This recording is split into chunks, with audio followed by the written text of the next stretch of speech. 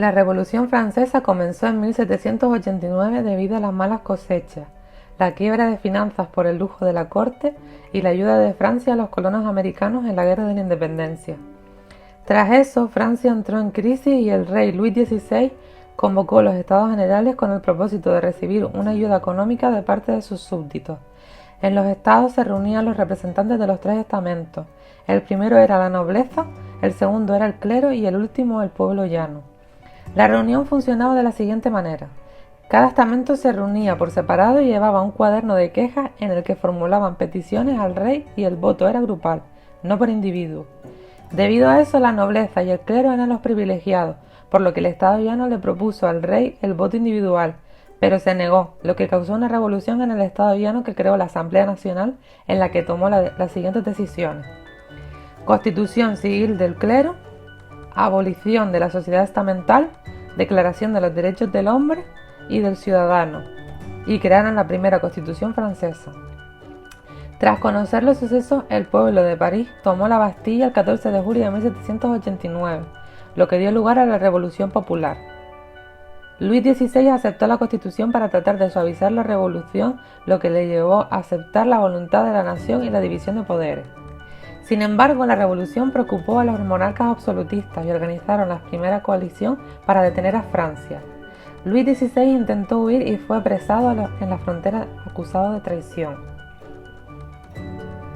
En 1792, de nuevo, el pueblo atacó y tomó el Palacio de la Tullería y apresaron al resto de la familia real. Tras la caída del rey empezó la Primera República Francesa, que estaba gobernada por la Convención, que se dividía en dos grupos: girondinos, que en resumen apoyaban al rey y eran la alta burguesía, y los jacobinos, que apoyaban las revoluciones y eran apoyados por la media y baja burguesía. Sus líderes eran Danton, Robespierre y Marat.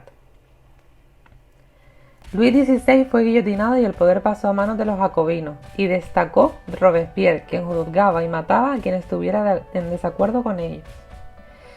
En 1793 se creó la Constitución jacobina o Constitución republicana, que reconocía el sufragio universal. En julio de 1794, el golpe de Estado causó la caída de Robespierre, quien fue guillotinado. En 1795 se creó otra constitución que establecía que el directorio estaría formado por 5 miembros. Además, se perseguía a los jacobinos. Aún la coalición en pie, sobresalió un general francés llamado Napoleón Bonaparte, quien dio un golpe de Estado el 9 de noviembre. Creó un consulado, concentró el poder, creó el Código de Napoleón, que establecía leyes iguales para todos los ciudadanos, permitió a los burgueses acceder a altos cargos, creó una nueva nobleza en la que se accedían por mérito y restableció el orden al organizar acción policial, sanear finanzas, centralizar la administración y reanudó la relación con la Iglesia Católica. También puso al trono español a su hermano José Bonaparte, tras el motín de Aranjuez. Hizo ir a Bayona a Carlos IV y su hijo Fernando VII, donde ambos se dieron la corona. El pueblo español no aceptó la decisión y el 2 de mayo de 1808 estalló la Guerra de la Independencia, que terminó en Fernando VII volviendo al trono y la creación de la primera Constitución española en 1812, que se negó a aceptar. Napoleón creó un imperio, dominó Francia, Holanda, la Toscana, Córcega, creó el Gran Ducado de Varsovia, la Confederación del Rin, la Confederación Helvética. Además, tenía estados gobernados por sus familiares como España, Nápoles, Italia, Westfalia, y también tenía aliados, que incluían el Imperio Austriaco, Noruega y Dinamarca. Suecia y el Imperio Ruso también eran aliados hasta 1812, que los intentó invadir pero falló. Posteriormente lo derrotaron en la batalla de Leipzig y fue desterrado a la isla de Elba en 1814.